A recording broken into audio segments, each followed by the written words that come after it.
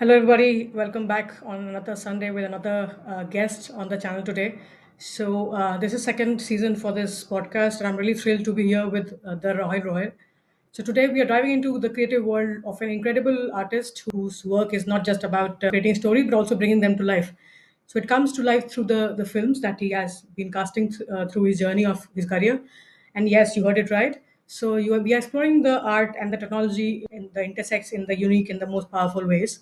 And whether you are a creative team or a developer or a random audience or just a curious person who's concerned about the unconventional artist tools, this is the right conversation for you to grab, and this is needed for you to watch on the YouTube and Instagram channels. So grab your seats, grab your coffee, and listen to the latest podcast on films as a producer, as a director, through the voice of the Rahul Roy. And the next on the screen will be the guest on the for the day today. Thank you for having me. I'm very much excited for the talk.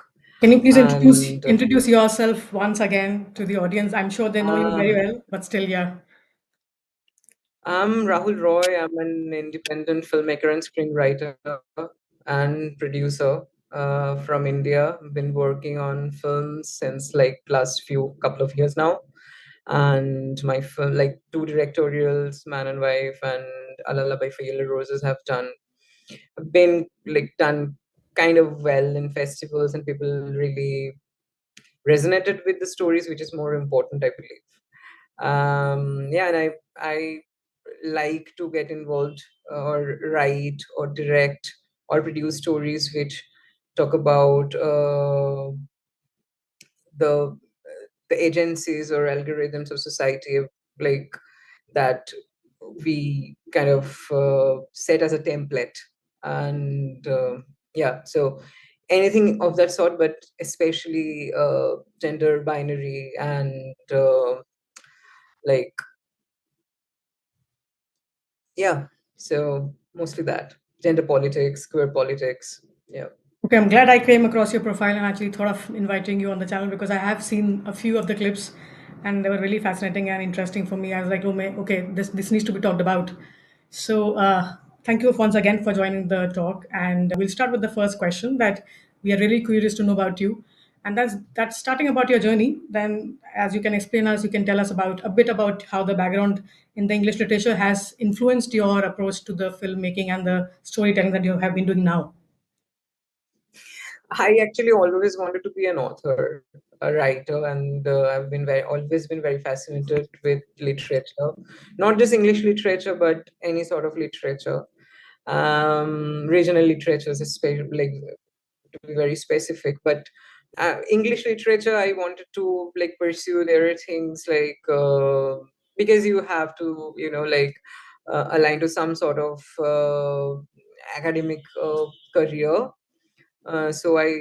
But English, like, so anyway, I wanted to be a writer, and I was like, okay, this is the best way to learn about the great writers, to read more about them, to read more of their works. But then what happened is, so during I started working as a screenwriter, but during COVID, I was writing Man and Wife for another director, actually, as a screenwriter. But what happened? So during lockdown, the film got scrapped, and the producers were not really like ready to, like, invest into a film, not knowing like how they'll market it, when we will be able to shoot it, because it was very, we were in a very unprecedented time around COVID and lockdown. So what happened is, also the director was like, okay, now the producers are not backing me up, so I don't want to make it. But what happened is, like, it usually happens with every script, but what happened with Man and Wife, it stuck with me. The story stuck with me because I like it actually is derived from real life. I and So yeah, so I just was like, okay, uh, what how bad it can be, I'll just, like, go ahead and direct it. So I talked to a friend who just was so kind enough to, produce it. And then we really didn't have any expectation out of the film. We were just like, okay, let's try experimenting different things. And people, everyone associated with the film, they were very like generous to, give their best. But to our like we didn't expect. But then the festivals, we had very good responses from the festivals, and people very much resonated with the story. Critics wrote about it, and the reviews were rave. So yeah, I mean, it kind of started my career as a director, and from there on, like, I just went ahead with another project, produced some, like, wrote. I mean, screenwriting is there, but like, I've directed 2 films now. I've directed another recent one, which is in the post production, Aman. So yeah, that's about it. Very nice, because generally the general audience is concerned about what happens in the brain of the film producer. So are you guys different from us?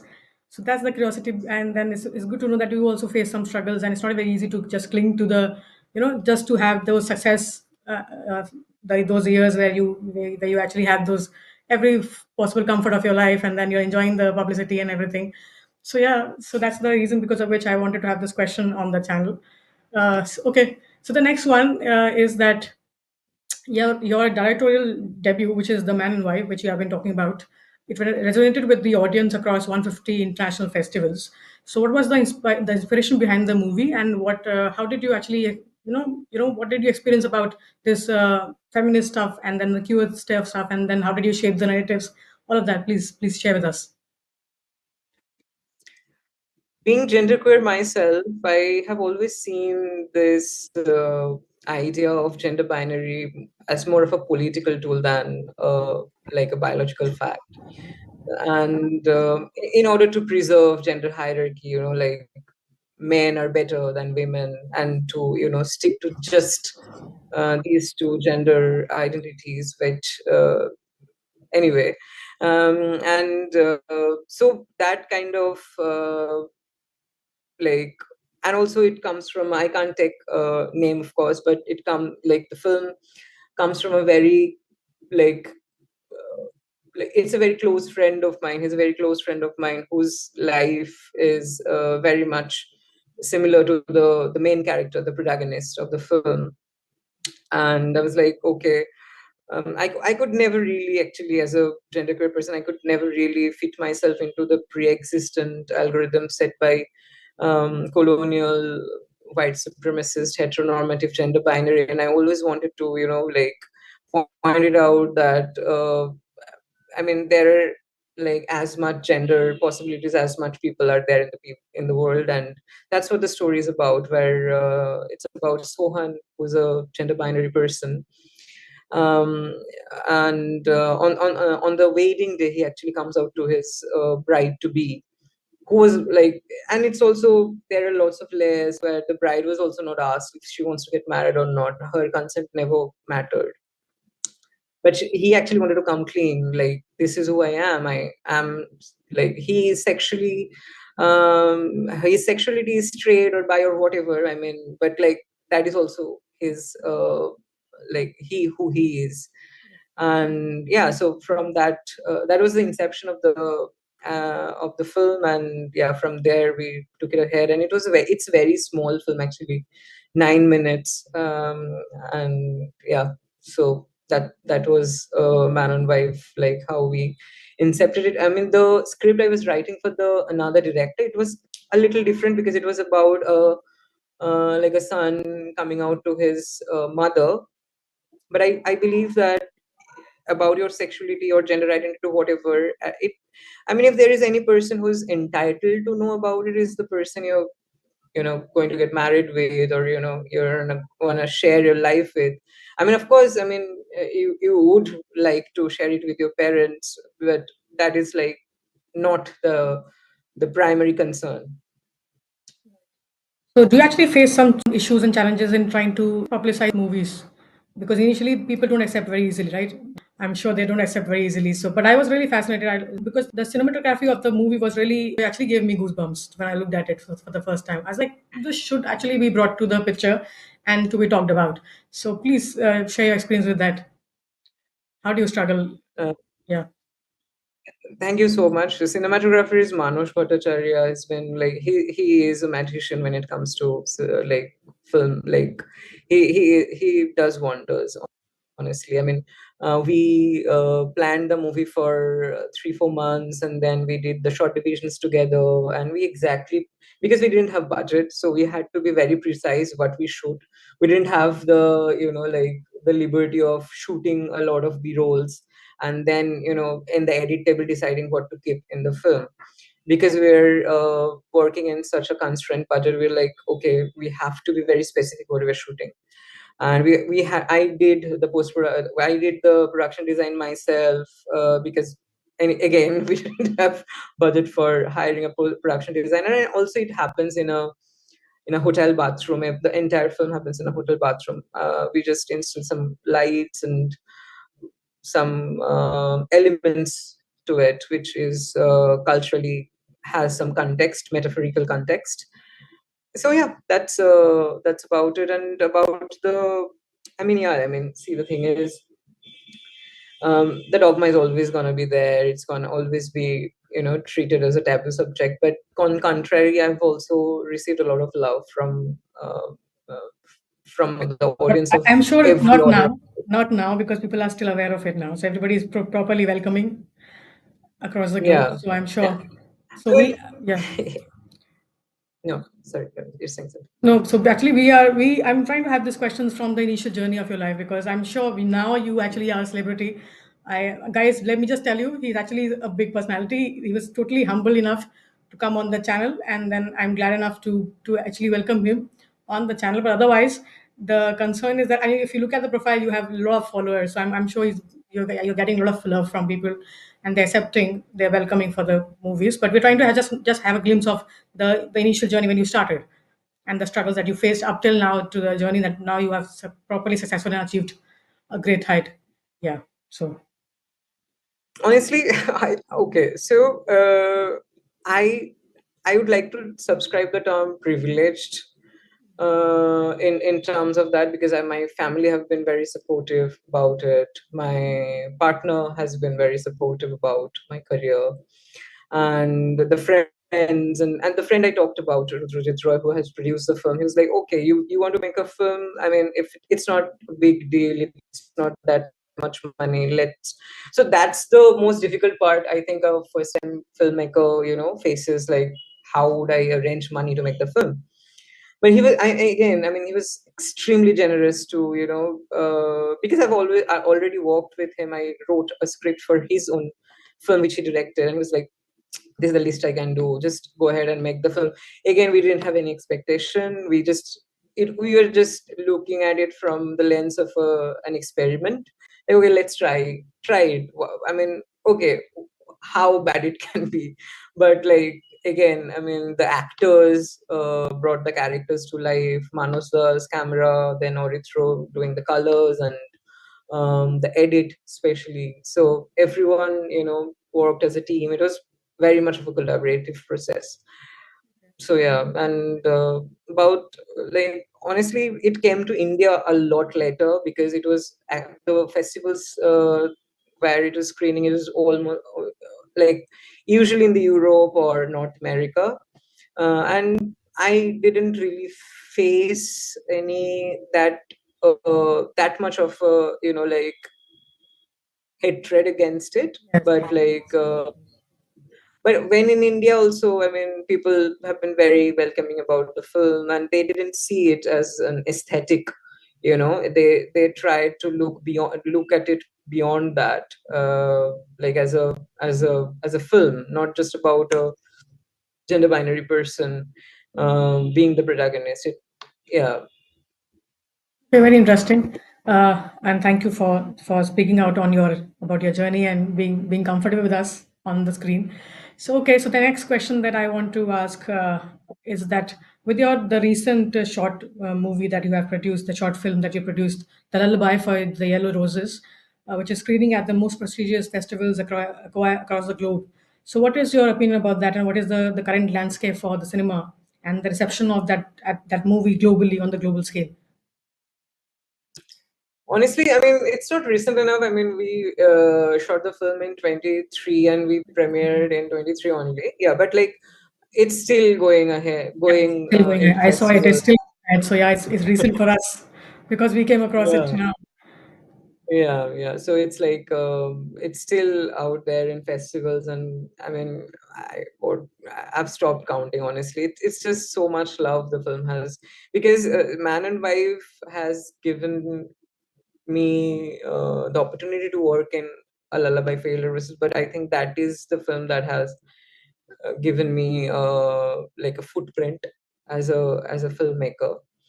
Um, the idea of it came to the producer. Actually, the producer wanted to make a film where to grief-stricken people, find the grief, like find a mutual space where they can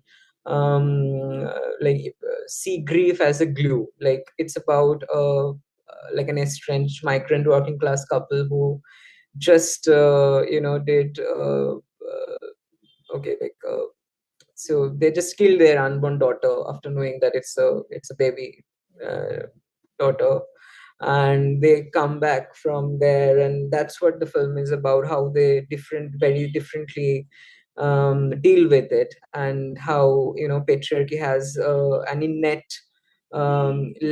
innate sense of like authority on the genders of how they should react to grief. And that's what the film is about, where the man is not supposed to cry, he's supposed to be there for the wife, and he should like be stayed strong and headstrong, and be like there for the wife, and the wife should be, and she is allowed to cry. There are a lot of more like layers and dimensions to it, but like if you ask me as a one liner, it's about a couple who didn't know each other and had a kid, and they kind of find it a friend in each other while they deal with the grief of losing their own child. Okay, because things are very relatable when it comes to females through the movie, and that's what I was thinking. And sometimes it's not very easy because we had different kind of audience that people they prefer some different sort of movies. Sometimes people prefer the action movies, and they prefer the entertainment movies, and then they prefer the social cause movies where there's a morale bit behind the picture. So but once they clinch to the idea, then I guess then the flow is easier, and then you get a lot of affection and love from the audience. So yeah, it's very interesting to know. And maybe after the podcast or through your story, somebody else in the audience also can have the courage to start being a film producer and can think about it, because I'm sure it's not everybody is not born with a silver spoon in the mouth. So yeah, you have a lot of Yes. support from the audience. Yeah. Okay.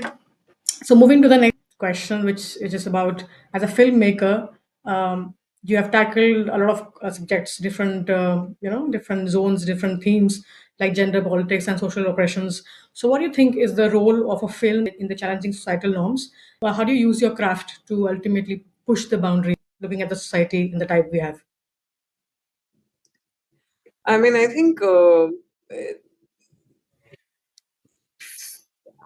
I don't know. I mean, if I am befitting to answer this, but film as an art form is very powerful. I mean, visibility is the most important tool in order to accept or like understand or accept or recognize something. And film, I think, is in our country, how people even emulate like big stars hairstyles. So Yeah, yeah. it's like whatever they watch on big screen or whatever they watch as a movie, they kind of try to have an interpretation of that and like imply that in their own lives. And that's why we have to, as filmmakers, we have to be even more careful that the films we are making should have like the understanding of or the conviction where it's coming from, like because I'm there's recently been many films where like um, misogyny has been like a selling point, and how you see a man treating a woman on screen, and like a person who watches it, and they just it just like gets translated into your life, into your like daily life, how you see, like, or you treat your women around you. And there's always been a like, or it's always been a debate about like the like the respectful like difference between art and reality. But I think art makes life a little less miserable. And if we can make films where we, more than being comprehensive or more than understanding exactly what, we can still be, compassionate about it, even if you don't understand anything.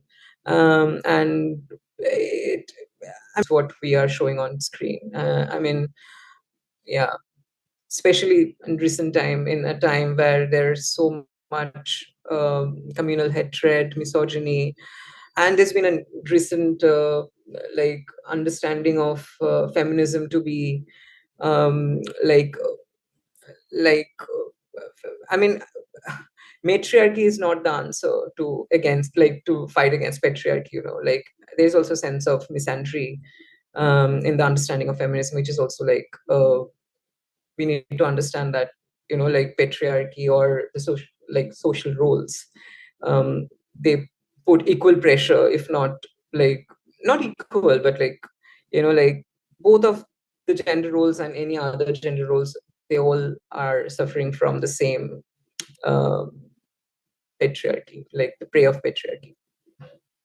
Yeah, because the reason why we resonate basically is that somewhere the reality is somehow similar to what is shown on the screen. It's somewhat exaggerated, I would say, but yeah, it's from the society itself. So that's why people actually relate well, and they link Yeah, but themselves, and then yeah. yeah, things I have problem with when you romanticize the hero slapping the heroine, and the heroine is like, "Oh, he has touched me." So that's where it becomes problematic, and you think of that to be it. You level it as romance, which it isn't, and that like kind of gets shifted into our regular life, regular practices, which is scary. So that's why I say that we need to be more careful as filmmakers. I mean, how very less people watch the films I make, but filmmakers who like have theater releases, and filmmakers who actually have that kind of audience that can, who's like, have that authority of power to make like a significant change in the society, Influence, yeah, to or how influence. Mm. yeah, influence the audience in the right direction. And when I see them not being careful enough about that, it hurts me. Yeah. Yeah, it's a matter of concern actually, because sometimes people won't have those kind of ideas that you actually show from the screen, and then still people can have those ideas and start implementing Yeah. them. So again, yeah, it's scary. Even personally, I used to think all of that. Sometimes we don't think of that much of exaggeration, which happens to ultimately from the movies. People can still, yeah, that's true. So I can very well relate with that. Okay. Though I don't watch much movies, and then there's no much of time also. But whatever we watch, I personally prefer not romantic movies, the something which carries some meaning and some moral in there by the end. So at least you learn something and you know what is happening around. So okay, so moving to the next Yeah. session. So it's the queer politics and the feminist movements. They are central to your work. That they are the major focus for your career and for your work. So, in your opinion, so how do you actually intersect with the global conversations across the representation and then the visibility of the film industry today? Because as you told us, it's through Europe and other places where there's pretty much welcoming, but you belong to India. So, how do you actually balance all of that? I mean, I'd say that. See, the thing is, things are changing, and things are changing for good. I mean, how many queer films you used to watch 10 years back, but now you go to Netflix or any other, big OTT platforms. Every other week there is a release, or if not, it's centrally thematically a queer, like about queer subject or queer theme. There is a character who comes from like the representation of that fabric. So that's good. And the way I mean, so I won't talk. I can't talk much about the mainstream films, but there are many other films in being made in regional languages or in Hindi or in English from India. Filmmakers like, for example, Payal Kapadia's All We Imagine Is Light is a wonderful film where we see women through the lens of a woman, and that's very important. And that's why we need to have more women filmmakers, not just directors, but also cinematographers, editors, screenwriters, every like working in every sect of the film, so that we can understand like we don't. And there is a term also in recent time, a man written by a woman, like with the sensibility, with more sensibility, with more empathy. But I think yeah, I mean, so times are changing, and I think times are changing for good. We shouldn't just be focusing on mainstream films that's coming out on theaters or in OTTs, but also, I mean, there are parallel films which are trying to keep ahead, and trying to have a conversation, like asking the real questions what we should ask ourselves, and having a conversation, or invoking a conviction that I think would help settling the hierarchy between the gender binary, like the men two genders, like, yeah. The idea of it. Yeah, so that's very true actually, because even I've seen a few movies, they're trending now on if you look at the social media and the the different platforms, and also about the interesting part is people are turning up, they're standing up now, they're coming up for the as an artist also participating in those movies, because initially when we were kids, we never used to see any kind of people participation in that. Now everybody's pretty okay about it, and they're still, even if we come across any such movie, we prefer looking at that rather than the normal daily soap, stories. So yeah, that's a transition, and I'm hopeful pretty enough that uh, gradually it'll be more acceptable, it'll be okay, it'll be fine, and a few of the community who is not in support, they will actually also be in support. But we need to talk about it. The whole sole reason is we need to talk about it, and we should be okay about it. There should be no different reaction when when you come across. It's a normal thing. It's okay. Here, of course, it's perfectly fine, and not now, since years.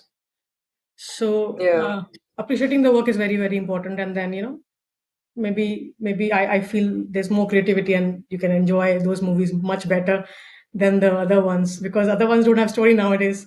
Not to offend anybody, but yeah, there's no other story on that as of now. Okay, so there's a notification of this meeting going to get end in the next 10 minutes. So and you can be Yeah, comfortable, that's all. because I can edit the content. The reason of the meeting is I can edit the content. So in case you're not comfortable, please let me know. I'll just move that all of that, so you and I'm just relaxed and I can just No, no, please no, edit. that's all right. Whenever it ends, I'll just rejoin. So yeah, so moving to the next question, and we are almost on the last part of our podcast. So you have been a part of the most significant festivals, and including the BFI FLARE and the Oscar qualifying Tasveer Film Festival. So how do you handle yourself in these platforms? What does it mean for you as a filmmaker, and then does it influence your creativity and the stories that you want to put forth to the society? It's an achievement actually that you have been representing us and everybody on these platforms. So how do you feel?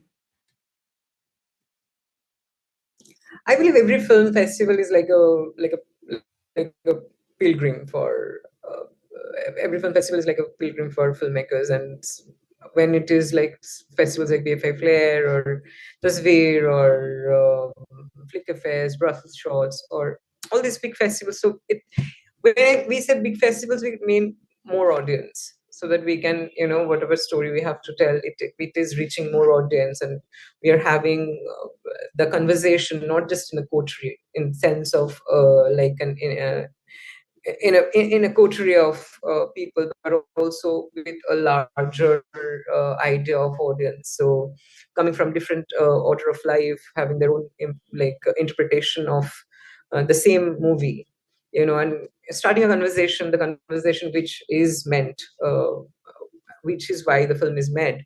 So yeah, I mean, film festivals are like big, small, medium, it doesn't really matter. I mean, any film festival, it's just a recognition, and it makes me so happy when I get a notification from a film festival that okay, your film has been selected. It feels your work feels recognized. Like it feels like someone has watched your film, like a bunch of people who are so talented. They have watched your film and they thought that in their festival this 20 minutes you are like worthy of the 20 minutes. And so yeah, it's an amazing thing. And then on top of that, winning awards, it's just yeah, I mean it's overwhelming. I mean, I have no words how it feels, honestly.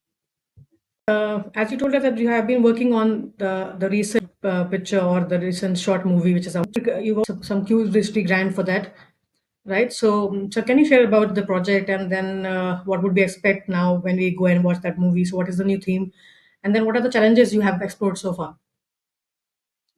I mean, I can't really divulge much about the project because it's still still not out. But I mean, about Qdrishti Kashish Film Festival, and like they have been doing amazing work for queer filmmakers and queer films since like last 2 decades. It's not one of the, it's the biggest South Asian queer film festival. And so they, every year they circulate like a grant for young filmmakers who are trying to make a film on theme around queer subjects.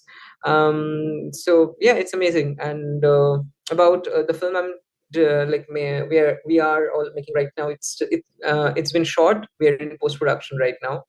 It's about a trans man um, who comes to know that he's pregnant, and that's how his entire world turns upside down, and how he deals with the ideal sense of binary and gender binary, and how uh, he actually by the end of the film understands what it means being an Indian man, and so yeah, that's basically what the film is about. Okay, so I will keep the movie as secret, and I won't ask you, I won't insist you to discuss much about it. Maybe we should go and we should watch ourselves and then have the feedback and maybe like the work somehow. Okay, so okay, there's a personal question I personally wanted to know about it. That so now you have been getting the grants to support your funding and everything. Actually, how when you started, what about that? Did you used to invest from your own pocket or from your friends or the people around you? How did you actually start? No, I pitched to producers. I made a proper pitch with log lines, synopsis, treatment, and I pitched to people, and they came on board as producers. They liked the project. It's just like how it's not all the producers don't always put money from their own pocket. They do sometimes, but also they, like get you into grants, like just make the film reach the right places. That's also what's like a producer's job is. And I've been working with some amazing producers who have been so generous and kind and extremely supportive. Yeah, I mean, grants are amazing because like then you get a boost from like festivals and these labs where you know that okay, you're in the right path. And because after a point you become the film that you're writing, on the writing phase at least, it becomes very subjective. You can't see it from an objective point after a point, because if you, for example, Aman, we have wrote the script for 2 years. So when we were A long writing time. by towards the end, yeah, and we've been like asking for feedbacks from different people, and researched about exactly what happens. I went to Bombay to actually sit with like trans masculine and trans feminine people and ask them how exactly they would react to certain incidents or certain things. And yeah, I mean, it's been a very long journey, but completely worth it. I've been seeing the footage, and the edit is like it is almost done, and now we're going into color correction and sound and music. So I hope it is out before long. Yeah, yeah. It's me being an academician. Actually, I'm not from this industry, so it's very fascinating for me because we work on small projects. And but the only thing I could relate basically is that, yeah, writing some proposal and then pitching the same, because you also need some funding sometimes for research, because everybody is good Yeah. in their own domains. But it's interesting to learn from others how they actually work about. And this industry is one of the industry which actually work on long projects like years and years, and then ultimately you have the fruits for the. We have ultimately we are on the last question of our podcast. I'm sure the audience wants to have more conversation with you, but he has a very busy schedule. I can't force keep sitting on my podcast and discuss. So yeah. So in the last question, and so finally, as a filmmaker in today's environment, in today's society, which is rapidly changing and which is dynamic, looking at the cultural perspectives around. What advice would you give to the people who would actually treat you as an inspiration, and then as a filmmaker who can passionate about this zone? And then how do you have to talk about telling the stories, the challenges of society, and then push the inclusive representation from your work? I would just say read as many books you can and watch as many films you can. And I think that's how, because I haven't gone to any film. I feel like reading a lot of books. I mean, the people I admire and the people I look up to as filmmakers, and when I read about them, or when I like listen to their interviews, I've always heard these two things: them saying that read more books and watch more films, and try to write as many scripts you can. I mean, even if it's just for your exercise. So screenwriting, I think, gives you a sense of storytelling the best. The practice of screenwriting. There has to be some talent, because even we write books, but I can't be a film producer like you. So there has to be some hidden talents, which you guys have it, and then we don't have it, of course. That's why we have a And I try to see everything, not just a point of aesthetics, but also try to understand the individuality of the person, or this, like, where they come from, or like every in general. So I think that is a sense which uh, helps me, like weaving stories which are more more inclusive. Yeah. So, any statement, any message, or anything that you would like to tell to our audience, convey from your journey or from your personal experience, and just inspire them to also be like you in the future. Maybe they can start working on such projects, small projects. So, Yeah, I think, I mean, so the thing is, you never know what's like stored for you in the future. You just, I mean, I never knew that I'd become a filmmaker, honestly. I always wanted to be a writer, but now it's just there. But I always also, when I was wanted to be a writer, I always felt that there are other devices which also excites me, like music, sound, and everything. And I mean, one thing I would say that empathy doesn't come like expensive, so we can just be empathetic to each other, and we just don't need to bully or troll, or if you don't understand anything, keep your distance, but maybe not make the person feel miserable about themselves. Because yeah, that, just that empathy, and choose your partner very carefully in life, because applies everywhere. like, Applies everywhere. Yeah. yeah, and that is the biggest blessing or the biggest curse a person can have in life. Because if your partner, if you have right partner, they would elevate you so much, in not just in life, but also as an artist, as a, they literally, and I'm so grateful to my partner for that, because they really bring the best out of me.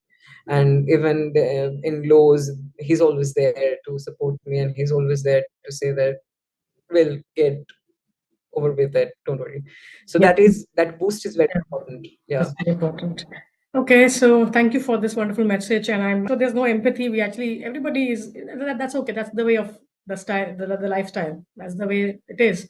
So I don't even think that there's some empathy required. Is you have to stand strong. It's fine the way it is across. I mean, of course, here everybody feels the same. So they're actually strong for what they actually are. So empathy also, And it's okay.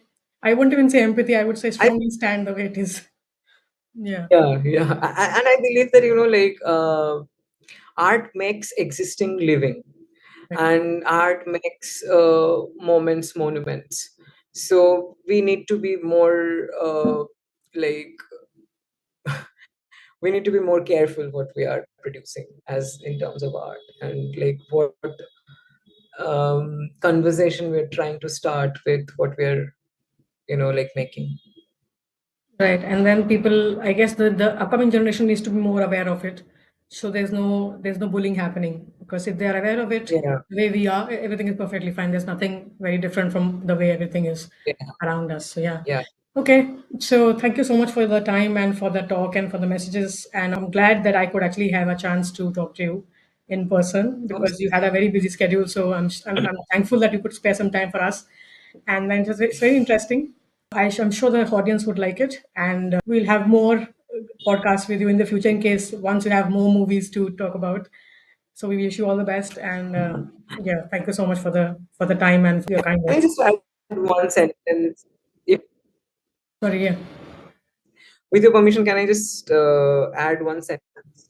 please, And you can 100%. put There's it no in any permission of my required. answers, Please. where I actually, yeah, yeah. I actually believe freedom is not giving you multiple choice options and you have to choose one among them. Freedom is actually you coming up with the choice and choosing it the way you want. That's right. So, yeah, I think. We close with that wonderful statement, which I totally stand by. I totally stand second on that statement. Thank you so much again for finding out time. And please, everybody, go Yeah. like, share, see, and I'll actually post the link to his bio, to the profile, and please go through and just watch. And I'm sure you're gonna love it. You will be the add-on followers now to the bundle of followers you already has it on the channel. So yeah, thank you. So, people, this was Rahul Roy, the artist on the channel itself. So, I would ultimately thank the team for the entire support, the entire week, for helping us with this podcast. And thanks to the artist for finding out time from his busy schedule. It was an absolute honor to have you on the channel. Your insights into the movie making, the storytelling, the creative vision truly captivated us and the audience, I'm sure. So you brought an in-depth experience from your background and the passion that actually elevates the conversation, offering valuable inspiration for inspiring creators in the society now. And your work continues to push the boundaries and challenge perspectives. And we are really grateful that you shared your journey and you could walk us through your journey on this podcast today. So we appreciate your time, your generosity, the humbleness that you have. I've been saying that since I've been in touch with you, and the artistry you bring to the screen. So we look forward to seeing you create more. Uh, you know, so we look forward to seeing more projects from your side, and I hope you are back on our channel in the future after more movies that you produce. So we look forward to see what you are creating next, and I wish you all the best, the entire team, for the next chapter, which is Aman, which is a new short movie coming from your side, and for the subtle impact that you have been pushing so far. Thank you once again, Rahul Roy. So please support, share, and like. And I hope you like the conversation, and it actually can become a motivation for somebody who really wants to, who is looking forward to be a film producer and is not able to. So from the journey, you can actually, you see when to start, how to start, where to start, and then how life moves on. So thank you. Stay tuned. And I hope you like the podcast once again. We are coming with a new season this time, and with a lot of influencers, like different guests, because the channel is getting a lot of love and affection. Thank you for the support. I'm sure it's because of you guys, everybody who has been watching and supporting since. So thank you so much and have a good day. Thank you.